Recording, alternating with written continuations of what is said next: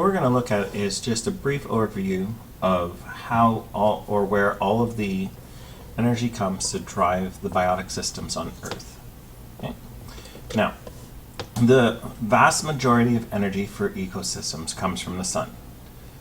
The sun undergoes its fusion and releases its energy in the form of radiation. This radiation travels through space. It consists of multiple forms, both visible light and non-visible radiant energy. The visible light is the part that is of an interest to us because this is the part that gets used by plants for photosynthesis. Some of the other forms get used throughout the planet for heating, and some forms are filtered out before they get to the surface. So for example, a lot of the X-rays and ultraviolet rays, which are high energy waves produced by the sun, they get filtered out by our ozone layer and the magnetic field in the upper levels of the atmosphere. And this is good because they would be harmful to life on a planet. So those get filtered out. We have some ultraviolet that gets down to the surface. We get our infrared and our light energy, as well as some radio and microwaves that the sun produces. Now, the energy, when it hits the surface of the Earth, it's absorbed, and this energy that's absorbed is then often re-released and is released as thermal energy or infrared. And this infrared is what gets trapped by the greenhouse gases. Now, we have a diagram here, and we can see in this diagram that of the sun's energy, only about 50% of it is absorbed by the sea. 30% is reflected off into space due to scattering and lost right away. We have another 20% absorbed other ways, but the key feature in this, although we can't see it, is that 1% of the solar energy is gathered by plants for photosynthesis. Only 1%. So a very small amount of the energy from the sun that hits the Earth is used to drive photosynthesis, 1%. Okay? And photosynthesis is the process where we convert the energy from the sun into chemical energy.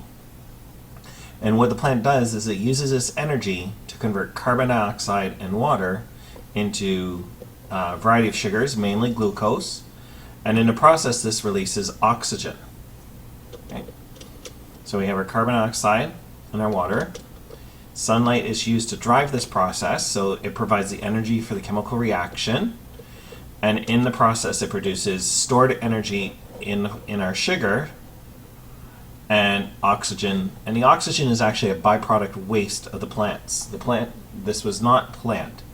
The plants themselves will use the oxygen for cellular respiration, but since they produce a large amount of glucose for other things in their body, for example, to build their cell walls or to build trunks of trees, what this allows is it allows for an excess of oxygen to be produced, thankfully for us. Okay, this process is done by organisms we call producers, okay, and they mainly consist of plants and algae and cyanobacteria. Incidentally, the vast majority of this done on Earth to produce the oxygen that we breathe is done not through a tree, but through algae in the oceans and cyanobacteria. Now, cellular respiration is the process where organisms take this energy that's stored by plants and we reverse engineer it. And what we do is we will break the chemical bonds down, converting the sugars back into carbon dioxide and water, and in a process it gives energy to drive all of the functions of our body. Okay, so the sugar, which mainly is glucose, but there are others, fructose, sucrose, and a whole bunch of others, will combine with oxygen in the body, will break down the glucose and oxygen into carbon dioxide and water, and this releases energy that the body can then use to drive its functions. Okay. Now, so this process where we break the sugars down to release the stored energy is called cellular respiration. Okay. And it occurs not only in plants, but in all organisms. In fact, if this process didn't occur in plants, plants would have no purpose for making the sugars.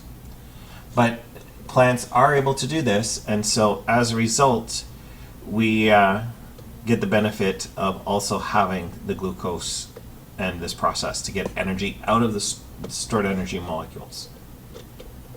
Okay, now in this diagram we can just see that we have our photosynthesis that occurs where we take our water and our carbon dioxide to make our sugar or carbohydrates, and we release oxygen.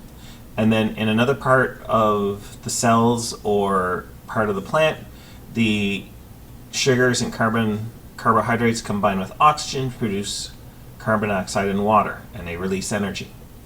And so this is a cyclical process that occurs in plants, and it also occurs, the bottom half of this, where we take carbohydrates and convert it into energy, occurs in all other organisms besides producers in some way.